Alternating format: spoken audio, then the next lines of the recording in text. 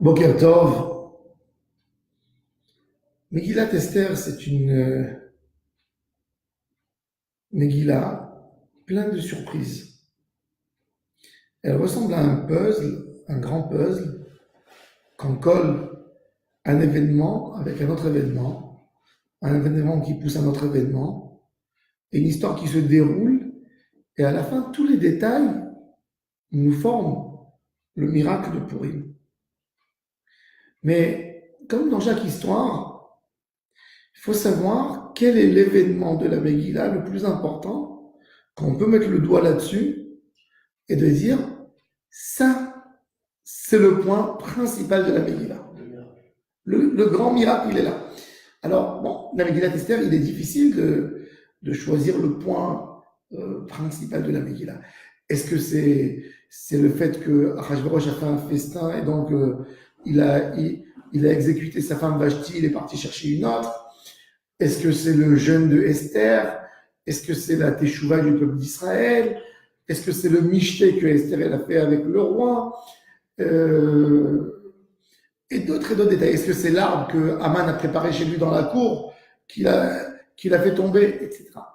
Et la Gemara dans le traité Megillah nous dit, dans le traité Megillah feuille 13, que Kol haomer davar beshem omro, tout celui qui raconte quelque chose au nom de celui qui a dit, qu'il approprie cette parole à celui qui l'a dit, il amène une Géoula, une délivrance dans le monde.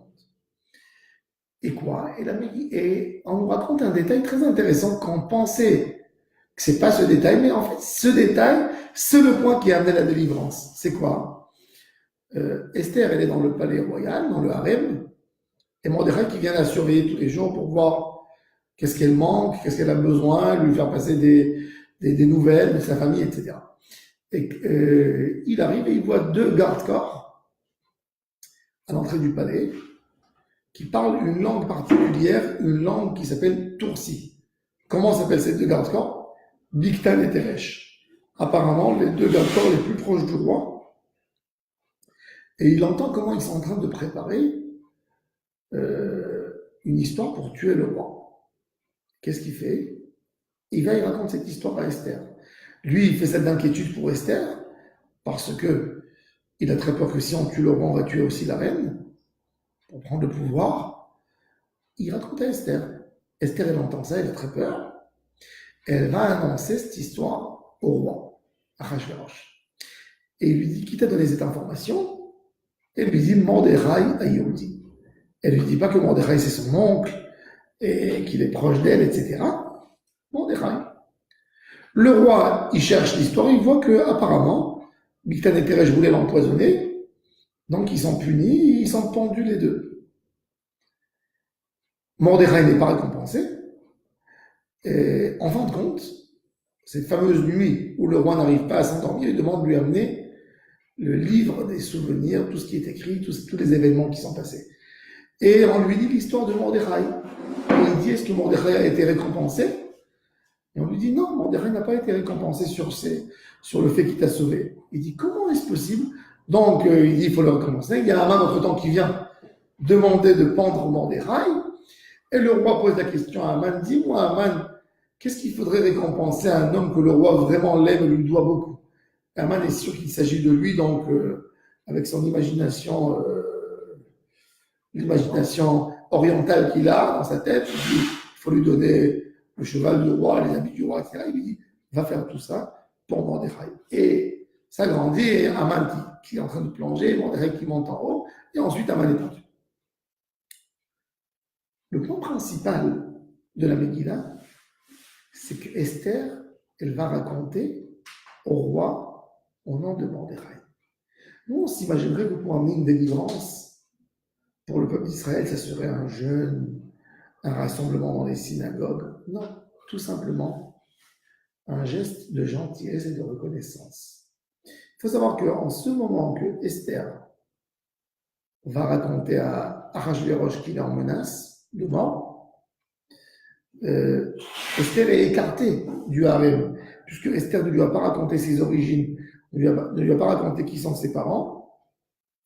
Esther est écartée du harem et le roi continue à chercher une femme. Donc l'intérêt de Esther, c'était de replaire au roi, puisqu'elle n'a pas voulu être écartée, elle ne voulait pas être écartée quand même. Et elle lui raconte cette histoire, elle aurait pu la raconter d'elle-même, cette information, pour ne pas raconter le lien qu'il y a avec Mordechai. Mais Esther a dit, c'est pas possible que quelqu'un qui fait du bien, je ne mentionnerai pas son nom. Donc même si c'était contre la volonté de Mordechai, Esther va dire au nom de Mordechai tout. Et puisqu'elle a dit le nom de Mordechai, c'était un geste humain entre elle et Mordechai. Donc on voit que quelque part, la vraie délivrance, elle n'arrive pas forcément d'un acte religieux que tu fais par rapport à ton Dieu. Elle arrive d'un acte de fraternité et de bonne amitié que tu fais avec ton entourage. Quelque part, le miracle de Purim, c'est fait parce que Esther était une femme humaine. Elle n'a pas voulu s'approprier ce secret que Mordechai lui a dit pour elle, et elle a donné, elle a dit au nom de Mordechai. Et c'est pour ça que c'est ce qui a déroulé la Géoula. Donc de là, on voit une leçon extraordinaire. Croyons pas que les gens ont l'habitude de penser qu'il y a deux types de mitzvot. Première catégorie de mitzvot, c'est des actes religieux, sont des actes entre l'homme et son Dieu, c'est-à-dire la synagogue, mes téphilines, mon tzitzit. Et il y a quelque chose qui est beaucoup moins religieux, un acte d'amitié entre toi et ton entourage, un acte de fraternité, un acte de bienfaisance pour la société. Et les gens ont tendance à dire qu'un acte religieux, il est beaucoup plus pur, beaucoup plus sain, beaucoup plus spirituel qu'un acte que tu fais avec ta société. Et la Megillat Esther, elle nous dit non. Le plus grand acte qui a mené la délivrance pour le peuple d'Israël était un acte d'amitié, de fraternité et de bonne foi. Quand Esther ne s'est pas approprié pour elle ce secret, elle est partie dire, on en demanderait même que c'était contre sa volonté, tout ça pour redonner ce qui a été fait pour celui qui a fait, c'est ce qui a amené la Géoula. De là, on voit l'importance d'un acte quelconque et surtout d'un acte que tu fais pour le bien de la société. C'est ça en réalité qui amène la Géoula. La prière, c'est bien, c'est la prière, c'est la synagogue. Dieu t'aime beaucoup à la synagogue, mais il t'aime beaucoup plus quand tu sors de la synagogue et tu prends avec toi cette humanité, cette gentillesse, de pouvoir te comporter bien avec ton entourage, celui qui est autour de toi. C'est ça ce que Dieu veut. Quand tu as eu cette réflexion, vous savez, dans la politique,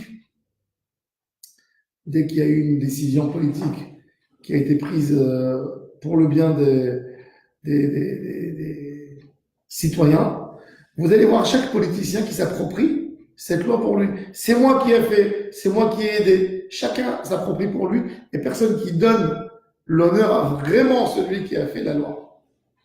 Et là, Esther, qui est une reine, elle dit au roi, surtout pas, ne pense pas que c'est moi.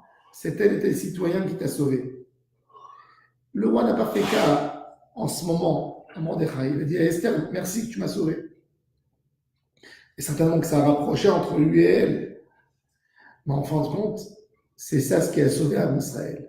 Ce geste humain de Esther, ce geste de Mordechai, ce geste simple qui a amené la délivrance. Donc ça, c'est les moments, et c'est pour ça que la fête de Purim, c'est pas une fête vers Dieu.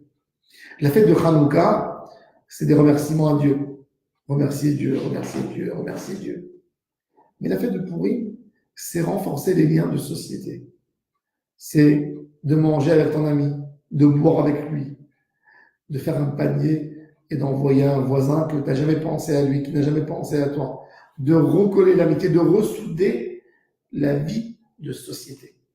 Quand on a une bonne société, une société qui est bonne, qui est guérie, qui est bien dans sa peau, qui aime, qui n'a pas de désaccord, il y a toujours des désaccords, mais que les désaccords ne séparent pas et ne partagent pas la société en deux, c'est là qu'on peut avoir une vraie Géoula. Voilà. Je vous souhaite à tous et à toutes une excellente journée, beaucoup de réussite dans tout ce que vous faites. Amen, amen.